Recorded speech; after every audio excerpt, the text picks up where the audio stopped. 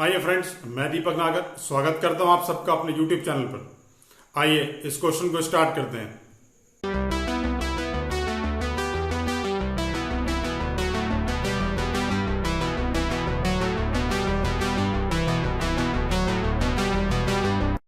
आइए question number 19 देखेंगे।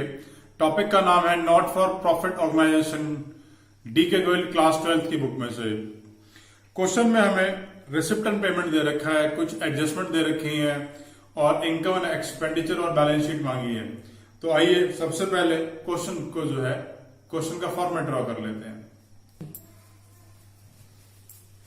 सबसे पहली जो एडजस्टमेंट लिखी है वो है आउटस्टैंडिंग सब्सक्रिप्शन।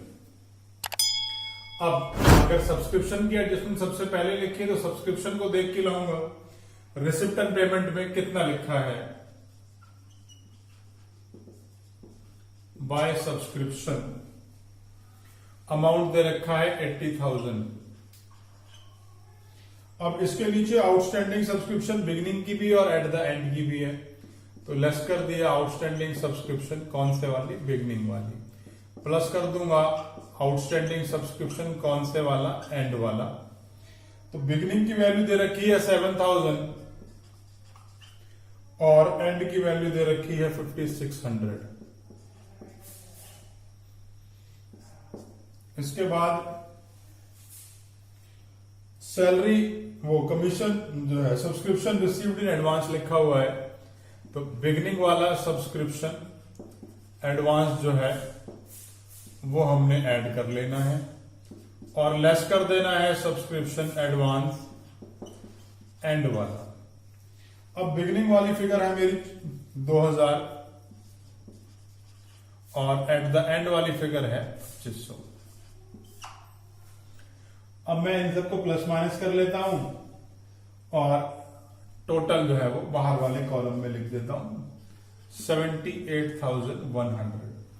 अब जो सब्सक्रिप्शन की एडजस्टमेंट यहां डाली है वो बैलेंस शीट में भी आएंगी, तो उन्हें भी लिख देते हैं। सबसे पहले आउटस्टैंडिंग सब्सक्रिप्शन, बिगिनिंग वाली है 7,000 और क्लोजिंग वाली आउटस्टैंडिंग सब्सक्रिप्शन है 5,600। Subscription received in advance beginning वाली है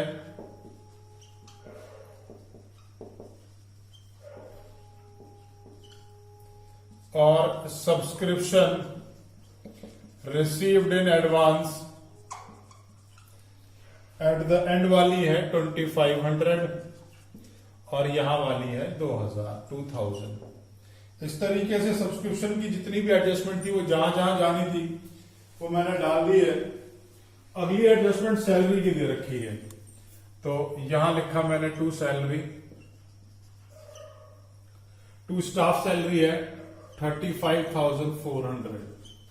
अब सैलरी की आउटस्टैंडिंग की एडजस्टमेंट है, आउटस्टैंडिंग लायबिलिटी होती है और हमें मालूम है ओपनिंग बैलेंस जो है लायबिलिटी का वो लेस हो जाएगा और क्लोजिंग वाला प्लस, तो लेस कर दी, वो प्लस कर दिया मैंने क्लोजिंग आउटस्टैंडिंग और लेस कर दिया ओपनिंग आउटस्टैंडिंग सैलरी।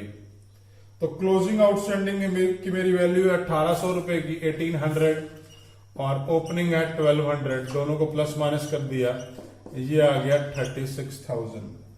अब इसकी जो एडजस्टमेंट बैलेंस शीट में होनी है उसे भी कर देते हैं, क्योंकि लायबिलिटी है तो लायबिलिटी साइड में लिखूंगा आउटस्टैंडिंग सैलरी, आउटस्टैंडिंग सैलरी और दोनों का अमाउंट डाल देता हूं। यहां वाला अमाउंट है 1,800 और यहां वाला अमाउंट है 1,200। आइए आगे चलते हैं। आगे लिखा है फर्नीचर, फर्नीचर का ओपनिंग बैलेंस दे रखा है, तो यहां डाल देता हूं ओपनिंग, मतलब ओपनिंग बैलेंस शीट में अमाउंट है 10,000। अगला है स्पोर्ट्स मटेरियल, स्पोर्ट्स इक्विपमेंट्स, इसका भी ओपनिंग वैल्यू ही दे रखी है, इसे भी ले लेता हूं, अमाउंट आ गया 20,000। अब इसके बाद लास्ट एडजस्टमेंट भी चेक कर लेता हूं।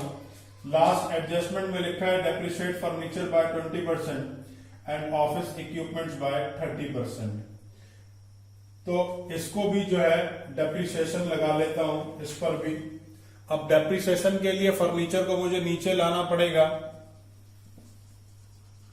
फर्नीचर का पहला अमाउंट है 10,000। इसमें जो मैंने परचेज करा है इस साल, एक बार जरा बैलेंस जो है रिसिप्टन पेमेंट में देखेंगे, पेमेंट साइड में फर्नीचर परचेज लिखा है 15,000, वो मैंने इसके अंदर प्लस कर दिया। प्लस करने के बाद डेप्रिसिएशन लिखी है फर्नीचर के ऊपर। थोड़ा यहां ध्यान से पढ़े सब लोग, डेप्रिशिएट फर्नीचर बाय 20% लिखा है। 20% का मतलब हो गया पर एनम नहीं लग रहा है। अब जब पर एनम वर्ड यूज नहीं किया तो हमने इसमें कोई टाइम पीरियड यूज नहीं करना, ये नहीं देखना है 15,000 साल के किस महीने में लिया है। तो 10 और 15 25 का सीधा 20% निकाल दिया, वो आ गया 5,000। 25,000 का सीधा 20% निकाल दिया मैंने, वो आ गया मेरा 5,000। 5,000 रुपए लेस कर दिए, बाकी फिगर मैंने यहां डाल दी। अब जो डेप्रिसिएशन है इसको भी इनकम वो एक्सपेंडिचर साइड में शो कर देता हूं। प्लस उससे पहले जो ऑफिस वो जो है स्पोर्ट्स इक्विपमेंट्स की जो वैल्यूज है उन्हें भी एडजस्ट कर लेते हैं। अब स्पोर्ट्स इक्विपमेंट्स एक बार जरा देखें, पेमेंट साइड में तो कहीं लिखी नहीं हुई, तो नहीं लिखी हुई है भैया स्पोर्ट्स इक्विपमेंट्स। तो जितनी ऊपर बैलेंस शीट में दे रखी है वो दे रखी है वैल्यू 20,000, सीधा उसी के ऊपर डेप्रिसिएशन लेस कर देंगे। इसके ऊपर 30% है, इसमें भी पर एनम नहीं है तो टाइम पीरियड यूज नहीं करेंगे। टोटल यहां रह गया 14,000। अब 6,000 डेप्रिसिएशन स्पोर्ट्स इक्विपमेंट्स पे है और 5,000 फर्नीचर पर है। इन्हें इनकम एंड एक्सपेंडिचर अकाउंट में लिख देता हूं। टू डेप्रिसिएशन ऑन फर्नीचर और sports equipments, to depreciation. Furniture पर 5,000 है, स्पोर्ट्स इक्विपमेंट्स पर 6,000 है। अब लगभग मैंने सारी एडजस्टमेंट्स कर ली है। अब रिसिप्ट एंड पेमेंट को स्टार्ट करते हैं। तो सबसे पहले जो है वो बैंक का बैलेंस दे रखा है, कैश का और करंट अकाउंट का। तो यहां लिखा मैंने कैश इन हैंड। ये कैश इन हैंड का अमाउंट है मेरा 4,000 रुपए। इसके बाद है cash in current account, sorry cash in deposit account 16,000। उसके बाद है कैश इन करंट अकाउंट,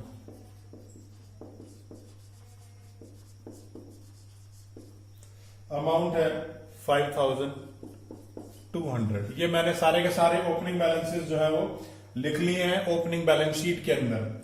आइए आगे की तरफ चलते हैं। अगला सब्सक्रिप्शन लिखा है, सब्सक्रिप्शन मैंने पहले से ही डाल दिया है। उसके बाद एंट्रेंस फीस, एंट्रेंस फीस की वैल्यू है 12,000, वो मैंने इनकम साइड में लिख दिया है। Next is life membership fees. ये लाइफ मेंबरशिप फीस मेरा कैपिटल रिसिप्ट है तो क्लोजिंग बैलेंस शीट में आएगा।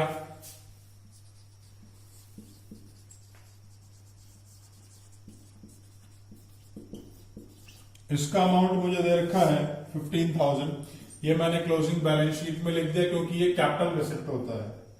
Next is newspaper,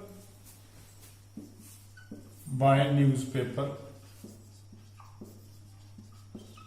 sale, amount है 200 रुपए। नेक्स्ट इज कैंटीन कलेक्शन,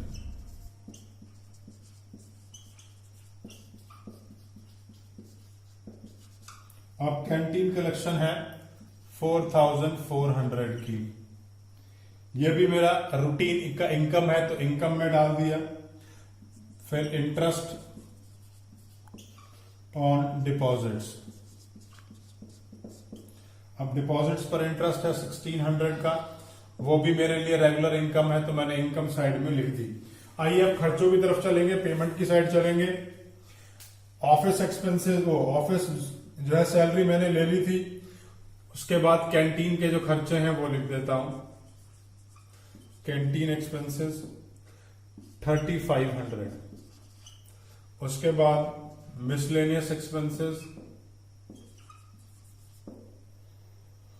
800, उसके बाद इंश्योरेंस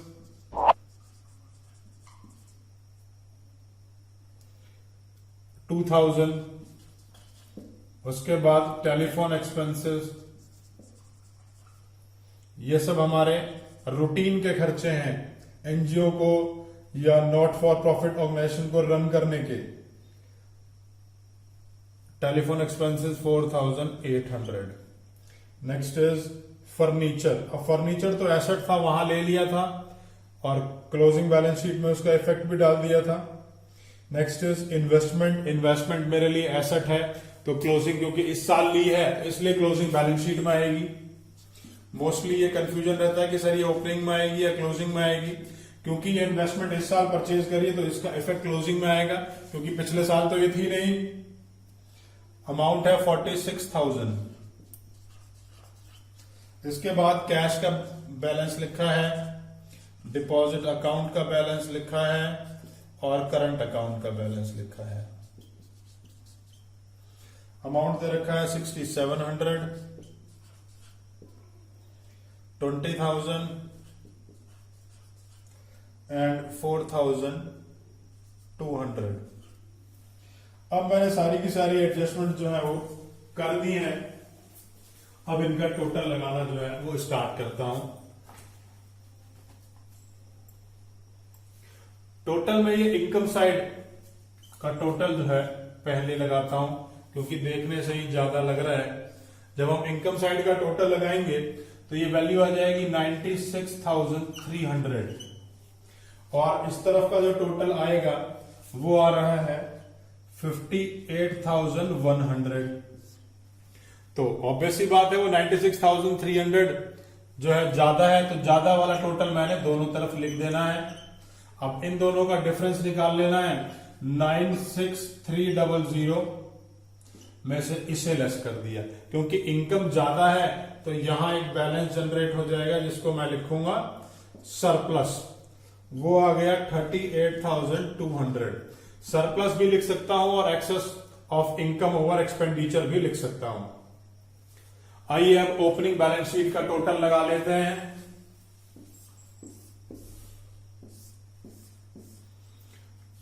ओपनिंग बैलेंस शीट का टोटल जो है कर लेते हैं हम लोग।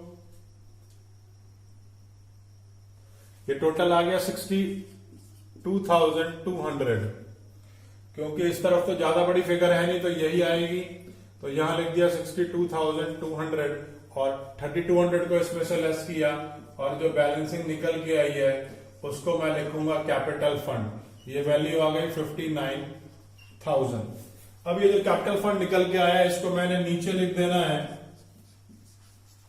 कैपिटल फंड के नाम से क्लोजिंग बैलेंस शीट में 59,000, और जो सरप्लस निकल के आया था उसे मैं इसमें प्लस कर दूंगा 38,200। अगर यहां डेफिशिएट निकल के आता तो मैं इसे लेस कर देता। इन दोनों को प्लस कर लेता हूं, टोटल आ गया 97,200।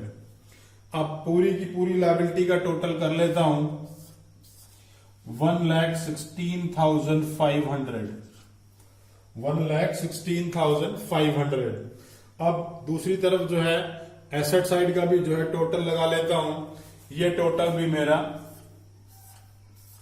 1,16,500 ही आ रहा है। और फाइनली हमें क्वेश्चन जो है वो इसी तरीके से करके दिखाना है।